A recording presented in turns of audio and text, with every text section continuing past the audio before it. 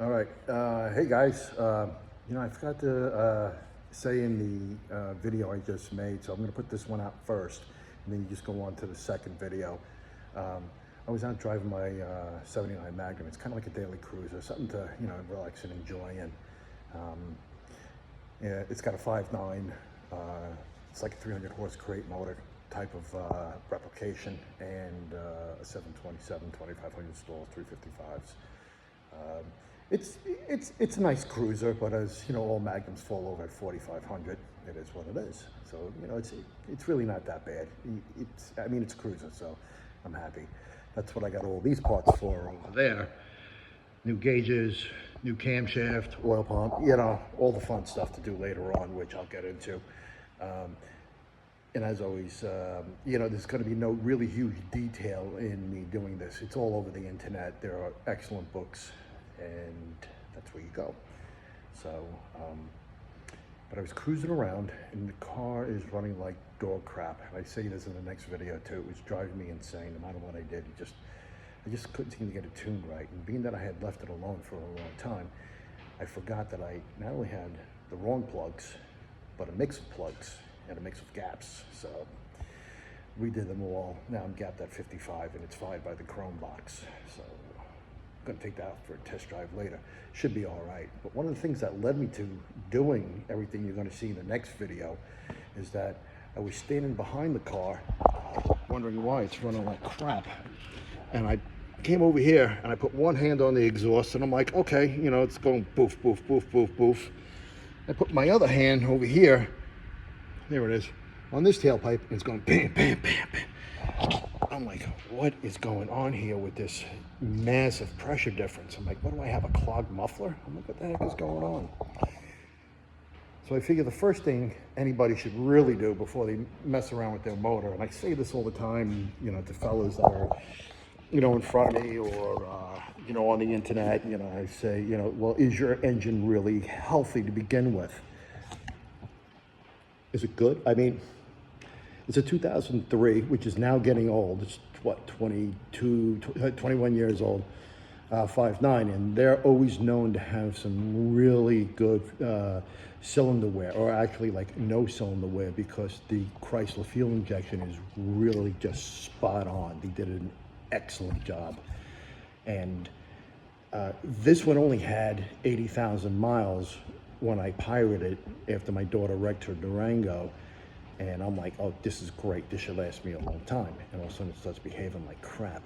And I'm like, what the hell? And I got this weird, oh, man. I said, compression test time. Like I said, I got all those parts over there. Let's not throw good at the bad, right? Why we go throwing good stuff if it's bad? So what I decided to do was you get yourself one of these guys. It's a compression tester, and the end here will have a small and large to fit probably most cylinder heads. And you take out one plug at a time. Screw this in, disconnect your coil so the engine doesn't fire. Hold your choke wide open and put your foot to the floor on the gas pedal, so this way the carburetor is wide open and the engine can draw in. And this will pump up, and you press this little button to release it to test your next cylinder. So while I was doing that, I'm like, some people are like, oh, yeah, I just stick it in and crank it and take the reading. Other guys like, no, you got to have it wide open throttle so that engine can breathe. And I kind of agree with that. It actually gives you a more accurate reading. So what I did was I just figured I'd write them down and tell you, yeah, you really want to hold the throttle wide open. I know most of my guys out there watching this are my age. I'm 58, so pretty much everybody's 55 plus, and you're gonna go, oh, this is a boring video. Yes, it's a boring video, but for you new guys, you young guns, or new to cars in general, you could be my age and just getting into cars. That's awesome. And you could be a young fella going, I really don't know about cars. So this is really for you guys. And I just want to show you that I hope these numbers Did he show it backwards? They kind of show it backwards on my phone when I'm videoing this. So what I'll do is I'll read them off. With the throttle closed, cylinders 2, 4, 6, 8 all read 135. Cylinders 1, 3, 5, 7 read 135, 140, 145, 142. So then I opened them up. Cylinders 2, 4, and 6, which all read 135 with the throttle closed. The throttle wide open read 160, 160, and just shy of, so I wrote 158. It just seems a little bit more, I mean, because it's not dead on 160.